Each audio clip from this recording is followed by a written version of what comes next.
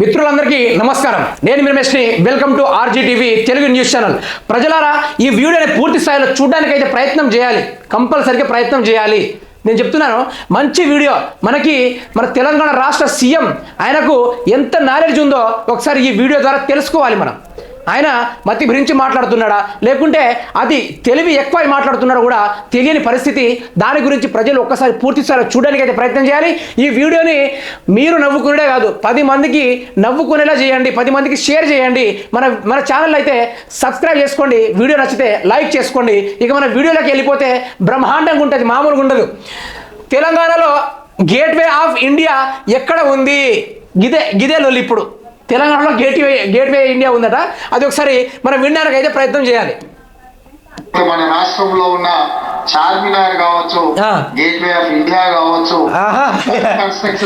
ప్రజలారా, విన్నారు కదా, గేట్వే ఆఫ్ ఇండియా అట తెలంగాణ రాష్ట్రంలో నెలకొల్పబడి ఉందట. ఇట్లాంటి డెవలప్మెంట్ చేయడానికి అయితే ప్రధానంగా వినండి ఒకసారి. రాష్ట్రంలో ఉన్న చార్మినార్ కావచ్చు, గేట్వే ఆఫ్ ఇండియా కావచ్చు, ఇట్లాంటి కన్స్ట్రక్షన్స్ అన్ని కూడా బాబా తెలంగాణ ప్రజలారా, ఏం నాయకుడిని చూపిస్తున్నారయ్యా మీరు? నాకు అర్థం కావట్లేదు. ఎటువంటి నాయకుడు అయ్యా నాయన? తెలంగాణలో డెవలప్ అయిన ఇలాంటి కన్స్ట్రక్షన్ చేయాలట. ఇలాంటి కన్స్ట్రక్షన్ అవి.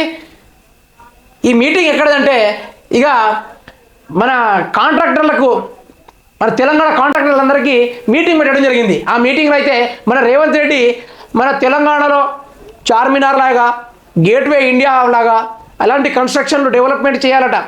ఏమైనా ఉందా? నాకు అర్థం కావట్లేదు. తెలంగాణలో గేట్వే ఇండియా ఎక్కడుంది చెప్పండి? తెలంగాణలో గేట్వే ఇండియా ఉందా ప్రజలరా?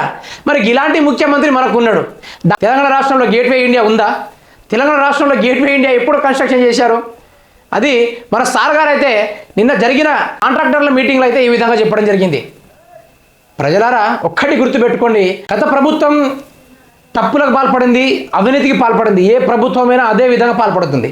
కానీ ఒక్కటి చెప్తాను, నేను చిన్నప్పటి నుంచి వినుకుంటూ వచ్చాను. కానీ తెల్ల కద్దరు వేసి చదువు రాకున్నా సరే వెనక ఎమ్మెల్యే అవ్వాలనే సంకల్పం, ఎంపీ అవ్వాలనే సంకల్పం, దానికి తోడు డబ్బు ఉంటే చాలు, కృషి దానంతటా అదే ముందుకు తీసుకెళ్ళి ఈరోజు ఏం రానుండి కూడా పదవిలోకి ఎక్కిచ్చేసేదానుగా నేను చిన్నప్పుడు అయితే విన్నాను.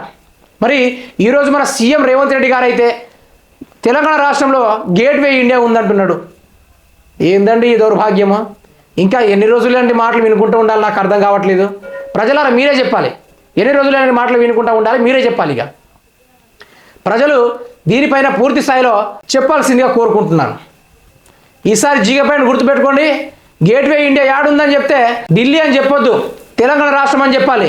దాన్ని ఎవరు కొనుక్కున్నారని అడిగితే మరి రేవంత్ రెడ్డి కనుగొన్నారు. ఏ రాష్ట్రంలో, ఏ ఇయర్ అని అడిగితే 2024 సంవత్సరంలో జనవరి 29వ తారీఖున రేవంత్ రెడ్డి దాన్ని కనుగొన్నారు అని ప్రతి ఒక్కరు దీన్ని ఇంప్లిమెంటేషన్ చేయాలి. ఇక ఎగ్జామ్లు వస్తే మాత్రం దీన్నే ఫాలో అప్ అయిపోవాలి పిల్లలందరూ. మైండ్కి ఎక్కింది కదా అందరికీ ఇది. అందుకే మన రేవంత్ రెడ్డికి ఒకసారి సెల్యూట్.